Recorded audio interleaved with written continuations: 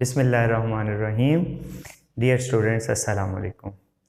आज का हमारा टॉपिक बहुत ही इम्पोर्टेंट है। हम नेचुरल रिसोर्सेज पे बात करने वाले हैं। तो बहुत ही इम्पोर्टेंट नेचुरल रिसोर्सेज हमारे पास फाना एंड फ्लोरा हैं। तो फाना एंड फ्लोरा पे बात करेंगे। फाना एंड फ्लोरा की क्लासिफिकेशन को डिस्कस करने वाले हैं हम।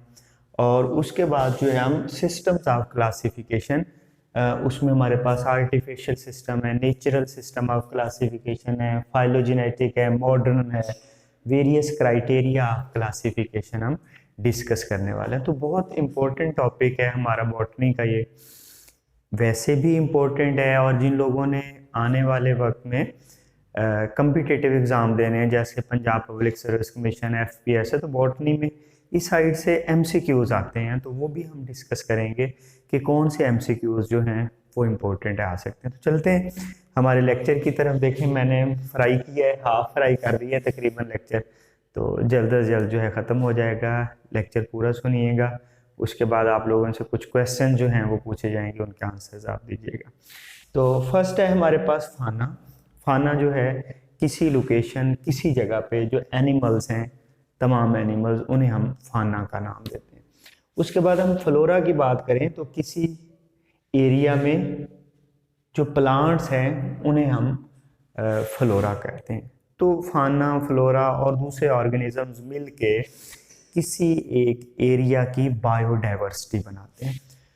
तो अगर हम टोटल लिविंग ऑर्गेनिजम्स की बात करें कि टोटल लिविंग ऑर्गेनिजम्स कितने हैं जो अब तक रिकॉग्नाइज हो गए, डिस्कवर्ड हो गए, तो 25.5 मिलियन लिविंग ऑर्गेनिजम्स अब तक डिस्कवर हो चुके हैं, आइडेंटिफाइड हो सके। उसमें सबसे ज़्यादा हमारे पास इंसेक्ट्स हैं। इंसेक्ट्स की वैरायटी जो है, इंसेक्ट्स जो हैं इस 25.5 मिलियन का टोटल जो है वो 53% हमारे पास इंसेक्ट्स हैं। 18% हमारे पास वास्कुलर प्लांट्स हैं। एनिमल्स अदर देन इंसेक्ट्स, कि अगर हम इंसेक्ट्स को एक्सक्लूड कर दें तो हमारे पास बाकी एनिमल्स जो हैं वो हैं 20%। उसके बाद अगर हम बात करें एल्गी, प्रोटोजोआ, प्रोकैरियोट, तमाम मिला के हमारे पास कितने हैं?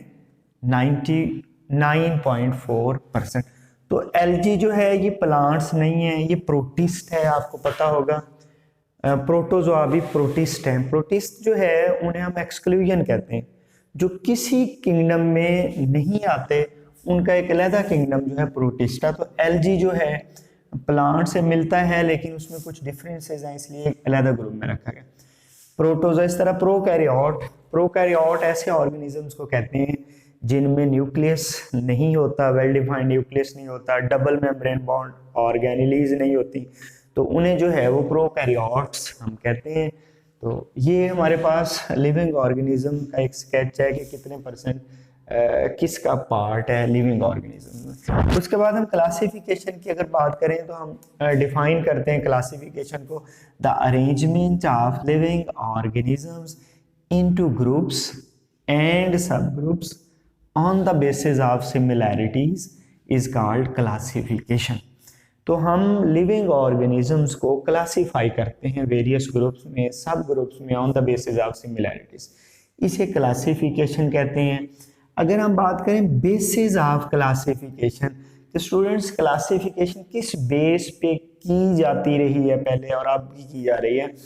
तो फर्स्ट बेसिस जो है वो मॉर्फोलॉजी है, जनरल मॉर्फोलॉजी, अपीयरेंस कि लिविंग ऑर्गेनिज्म कैसा नजर आता है। उसके बाद हमारे पास एवोल्यूशन है। एवोल्यूशन जो है एक ऑर्गेनिज्म से, एक स्पीशीज से दूसरी स्पीशीज बनती है एक लॉन्ग एक पीरियड में, तो उसमें ग्रेजुअल चेंज आती है ऑर्गेनिज्म में, उसे एवोल्यूशन कहते हैं। न्यूक्लिक एसिड सीक्वेंस को भी देखा जाता है किसी ऑर्गेनिज्म की क्लासिफिकेशन करने के लिए। उसके बाद अगर हम यूनिट्स ऑफ क्लासिफिकेशन की बात करें डियर स्टूडेंट्स, तो यूनिट्स ऑफ क्लासिफिकेशन का ही दूसरा नाम टैक्साज है। तो लिविंग ऑर्गेनिजम्स को वेरियस ग्रुप्स में हम इस तरह से डिवाइड कर सकते हैं। फर्स्ट हमारे पास जो है स्टूडेंट्स, पहला ग्रुप जो है वो स्पीशीज का आता है। तो फाना एंड फ्लोरा को हम सबसे पहले ग्रुप में स्पीशीज में जो है वो डिवाइड करते हैं। स्पीशीज को हम इस तरह से कर सकते हैं, define the group of living organism which are similar to each other and interbreed करके फर्टाइल ऑर्गेनिज्म जो पैदा कर सके उस ग्रुप को हम स्पीशीज कहते हैं। स्पीशीज के बाद ये सबसे छोटा टैक्सा है। बाद दफा स्पीशीज में भी आगे ग्रुप्स हैं जिसे सब स्पीशी हम कहते हैं, वैरायटी कहते हैं, तो वो भी हैं। स्पीशी के बाद हमारे पास नेक्स्ट ग्रुप जो है वो जीनस का आता है। अब बच्चों जीनस क्या है? जो रिलेटेड स्पीशीज हैं, जो सिमिलर स्पीशीज हैं, उन्हें उठा के एक जीनस में रख दिया जाता है। वो इंटरब्रीड तो नहीं कर सकेंगी लेकिन वो सिमिलर, तो वो इसका मतलब स्पीशीज से बड़ा ग्रुप जो है वो जीनस है। जीनस जो सिमिलर जीनस होते हैं उन्हें जो है वो एक इससे बड़े ग्रुप में रखा जाता है जिसका नाम हम फैमिली कहते हैं। तो ये 3 टैक्सा हो गए। फैमिली के बाद हमारे पास नेक्स्ट जो है वो ऑर्डर है। ऑर्डर के बाद जो है नेक्स्ट जो है हमारे पास क्लास है। क्लास के बाद हमारे पास एक बड़ा टैक्सा जो है वो फाइलम है और डिवीजन है। फाइलम और डिवीजन हम प्लांट्स के लिए यूज करेंगे, जबकि फाइलम जो है वो एनिमल्स के लिए हम यूज करते हैं। उसके बाद हमारे पास जो है उससे बड़ा जो लास्ट ग्रुप है वो है जी किंगडम। तो सबसे बड़ा ग्रुप जो है वो किंगडम होता है। जैसे हमारे प्लांट्स का किंगडम जो है वो कौन सा है? किंगडम प्लांटी है। तो स्टूडेंट ये डिफरेंट टैक्साज हैं जिनमें हम लिविंग ऑर्गेनिजम्स को क्या कर सकते हैं? डिवाइड कर सकते हैं, क्लासीफाई कर सकते हैं। उसके बाद हम बात करने वाले हैं इम्पोर्टेंस ऑफ क्लासिफिकेशन की, कि लिविंग ऑर्गेनिजम्स को स्टूडेंट्स हम क्लासीफाई क्यों करते हैं, क्या उसकी इम्पोर्टेंस है, क्या नीड है। तो वेरी बेसिक कि हमने लिविंग ऑर्गेनिजम्स को, नेचुरल रिसोर्सेज को जब एक्सप्लोर करना है तो हमें पता होना चाहिए कौन सा लिविंग ऑर्गेनिज्म किस ग्रुप में है, उसके करैक्टर्स किस ऑर्गेनिज्म से मिलते हैं, उसकी एवोल्यूशनरी हिस्ट्री क्या है, उसका न्यूक्लिक एसिड का सीक्वेंस क्या है। तो जब हम नेचुरल रिसोर्सेज को एक्सप्लोर करने जा रहे हैं तो हमारे पास जो है वो क्लासिफिकेशन जो है वो बहुत इम्पोर्टेंट है। उसके बाद हम बात करने वाले हैं हिस्ट्री ऑफ क्लासिफिकेशन, बहुत इम्पोर्टेंट है। ये मैं आपको बताऊंगा कि कौन से साइंटिस्ट ने क्या पार्ट प्ले किया लिविंग ऑर्गेनिजम्स की क्लासिफिकेशन में। तो सबसे पहले जो हमारे पास आती है क्लासिफिकेशन उसे हम कहते हैं हर्बलिस्ट क्लासिफिकेशन सिस्टम। इस पीरियड को हम प्रीलिनियस पीरियड भी कहते हैं। उस वक्त कोई क्लासिफिकेशन का सिस्टम नहीं था। तो उस वक्त क्या था कि हर्बलिस्ट जो है, जो प्लांट्स को यूज़ करते थे वेरियस मेडिसिन्स में, उन्होंने अपनी क्लासिफिकेशन की हुई थी, प्लांट्स के नेम रखे हुए थे, तो उन्हें हम कहते हैं हर्बलिस्ट क्लासिफिकेशन सिस्टम। उसके बाद हम बात करेंगे कार्लस लीनियस क्लासिफिकेशन सिस्टम। अच्छा जी, कार्लस लीनियस जो है ये एक स्वीडिश साइंटिस्ट है, बॉटनिस्ट है। इसे हम फादर ऑफ टेक्सोनोमी भी कहते हैं, बहुत इंपॉर्टेंट, अक्सर एमसीक्यू आया होता है, वो इज फादर ऑफ टेक्सोनोमी। तो Carolus Linnaeus is father of taxonomy. Father of taxonomy से इसलिए कहते हैं कि यहाँ से क्लासिफिकेशन का प्रोसेस स्टार्ट हुआ है। इसने फर्स्ट स्टेप लिया प्लांट्स को, एनिमल्स को क्लासीफाई करने के लिए। तो कार्लस लीनियस ने करैक्टर्स लिए, मॉर्फोलॉजिकल करैक्टर्स लिए और क्लासेस में लिविंग ऑर्गेनिज्म को क्या कर दिया? डिवाइड कर दिया। उसके बाद कार्लस लीनियस का हमें पता है कि कार्लस लीनियस ने क्या किया था? कार्लस लीनियस ने जो है वो प्लांट्स के, लिविंग ऑर्गेनिजम्स के नेम रखे थे। नेमिंग किस तरह से की थी? इसने एक बाइनोमियल नोमेनक्लेचर जो है वो मुतारिफ कराया था, जिसमें हर स्पीशी को 2 नेम दिए गए। उसके बाद हम बात करें कैंडोले की। कैंडोले जो है इसने भी इम्प्रूव किया था क्लासिफिकेशन सिस्टम को, कार्लस लीनियस के सिस्टम को इम्प्रूव किया। इसने और मॉर्फोलॉजिकल करैक्टर्स ऐड किए और ऑर्डर्स में लिविंग ऑर्गेनिज्म को क्लासीफाई किया। उसके बाद बारी आती है बेंथम एंड हुकर। अच्छा, कैंडोले का मैं बताता जाऊं कि इस साइंटिस्ट ने जो क्लासिफिकेशन सिस्टम शुरू किया, इसने जो है वो लिविंग ऑर्गेनिज्म को वेरियस ग्रुप्स में डिवाइड किया। इसका जो काम बच गया था, जो रह गया था, वो आगे इसके सन और इसके ग्रैंड सन ने जो है वो कंप्लीट किया। एक कंप्लीट साइंटिफिक सिस्टम जो है, क्लासिफिकेशन सिस्टम है इसका। जैसे आजकल हम सुनते हैं कि फलां फादर एंड डॉटर मिल के टिकटॉक बनाते हैं, फलां फादर और जो सन है वो मिल के जो है वो टिकटॉक बनाते हैं। तो पहले वक्त में ऐसे साइंटिस्ट जो है वो अच्छा काम करते थे कि वो मिल के जो है वो कुछ ना कुछ कर रहे थे। उसके बाद हम बात करने वाले हैं बेंथम एंड हुकर की। बेंथम एंड हुकर ने एक क्लासिफिकेशन सिस्टम, एक इंडिपेंडेंट क्लासिफिकेशन सिस्टम दिया था, बहुत अच्छा था इनका क्लासिफिकेशन सिस्टम। उसके बाद चार्ल्स डार्विन जो है, इसने एवोल्यूशन पे स्टूडेंट्स काम किया था। इसने थ्योरी ऑफ नेचुरल सिलेक्शन बनाई थी और इसने कहा कि एवोल्यूशन जो है उससे भी हम यूज़ कर सकते हैं लिविंग ऑर्गेनिज्म को क्लासीफाई करने के लिए। उसके बाद हम बात करने वाले हैं हॉफमिस्टर। हॉफमिस्टर ने स्टूडेंट्स प्लांट्स में एक बहुत इम्पोर्टेंट एक फिनोमिना होता है अल्टरनेशन ऑफ जनरेशन। तो इसने अल्टरनेशन ऑफ जनरेशन जो है वो डिस्कवर किया था, जो क्लासिफिकेशन में बाद में यूज़ हुआ। तो ये बहुत इंपॉर्टेंट एमसीक्यू अक्सर पेपर्स में आ रहा होता है, अक्सर जो है वो कम्पिटिटिव एग्जाम्स में आ रहा था, who discovered alternation of generation. तो ये नाम याद रखना है आप लोगों ने, हॉफमिस्टर का। इसने अल्टरनेशन ऑफ जनरेशन जो है वो डिस्कवर की थी। उसके बाद बेसी की अगर हम बात करें तो बेसी का एक अपना क्लासिफिकेशन सिस्टम था। रॉबर्ट वाइटेकर जो है हमारे पास, इसने जो है वो तमाम लिविंग ऑर्गेनिजम्स को 5 किंगडम्स में डिवाइड किया। जो हम आजकल 5 किंगडम ऑफ क्लासिफिकेशन सिस्टम पढ़ते हैं, रॉबर्ट वाइटेकर का है। उसके बाद हम बात करते हैं मॉर्गलस शवाज ने, इसने इसी को इम्प्रूव किया। इन्होंने बेसिस ऑफ क्लासिफिकेशन को थोड़ा इम्प्रूव किया था। इनका भी वही 5 किंगडम क्लासिफिकेशन सिस्टम था। तो ये एक पार्ट हमने डिस्कस कर लिया। अब हम नेक्स्ट पार्ट की तरफ जाते हैं जो कि है सिस्टम ऑफ क्लासिफिकेशन। ये बहुत इंपॉर्टेंट है। 4 सिस्टम्स हैं हमारे पास, जिसमें हमारे पास first one is artificial system of classification.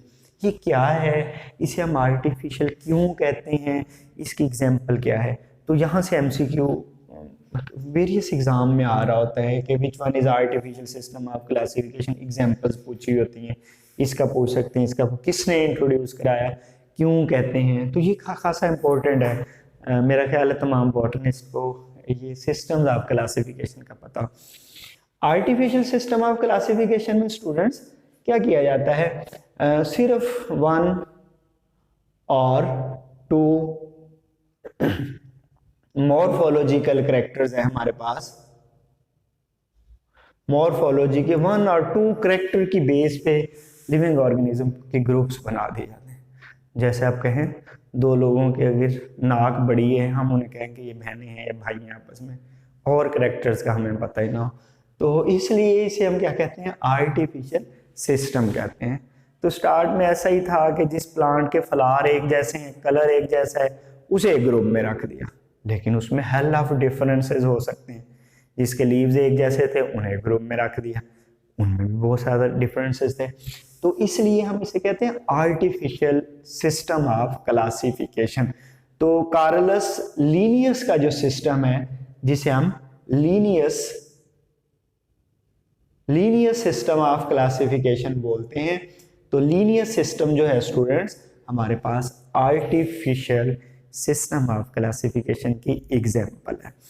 Artificial क्यों कहा जाता है? क्योंकि ये एप्लीकेबल नहीं है। इसमें 1 और 2 मॉर्फोलॉजिकल कैरेक्टर्स की बेस पे लिविंग ऑर्गेनिज्म को क्या कर दिया, डिवाइड कर दिया।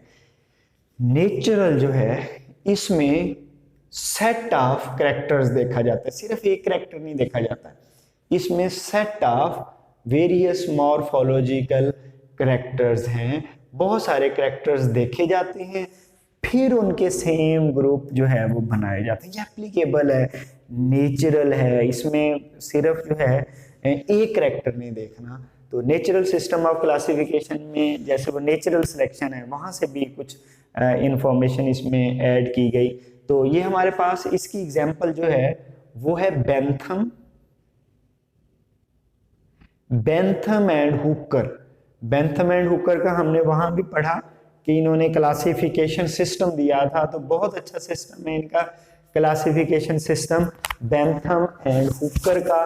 तो बेंथम एंड हुकर का जो क्लासिफिकेशन सिस्टम है वो कौन सा क्लासिफिकेशन सिस्टम है? Natural classification system. तो आर्टिफिशियल कौन सा है? आर्टिफिशियल है हमारे पास Carolus Linnaeus system of classification, और नेचुरल कौन सा है? Bentham and Hooker classification system.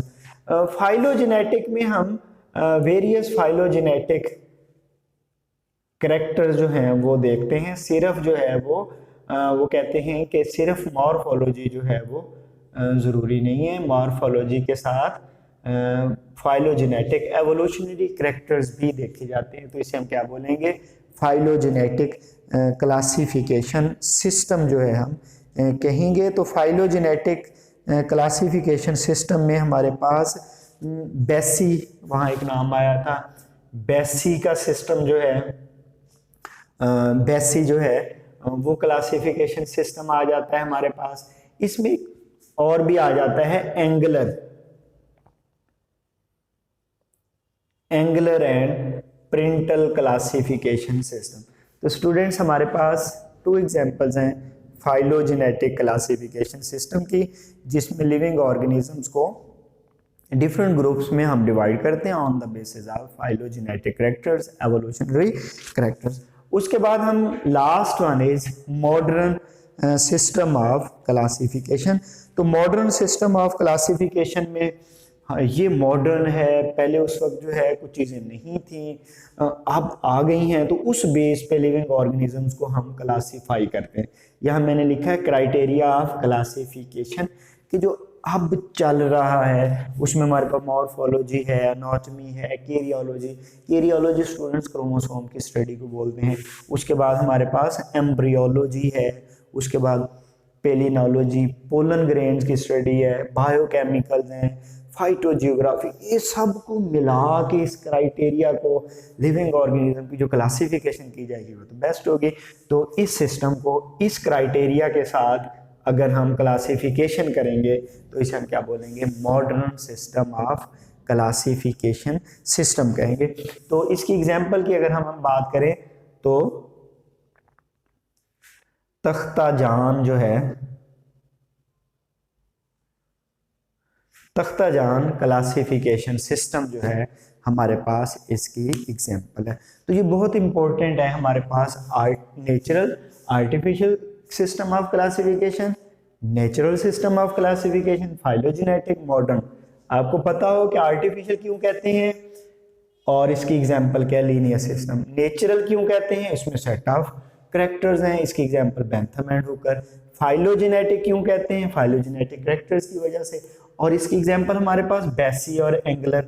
Modern क्यों कहते हैं? क्योंकि मॉडर्न टेक्नोलॉजी, मॉडर्न इसमें कैरेक्टर शामिल किए जाते हैं, जिसे मैंने क्राइटेरिया में लिखा है। तो ये सिस्टम जो है इसे हम कहेंगे मॉडर्न सिस्टम ऑफ क्लासिफिकेशन। तो ये आज का लेक्चर था। अभी आपसे कुछ क्वेश्चन जो हैं स्क्रीन पे दिखाए जाएंगे, उनका जवाब जो है, आंसर जो है ज़रूर दीजिएगा। तो स्टे ब्लेस, अल्लाह हाफिज़।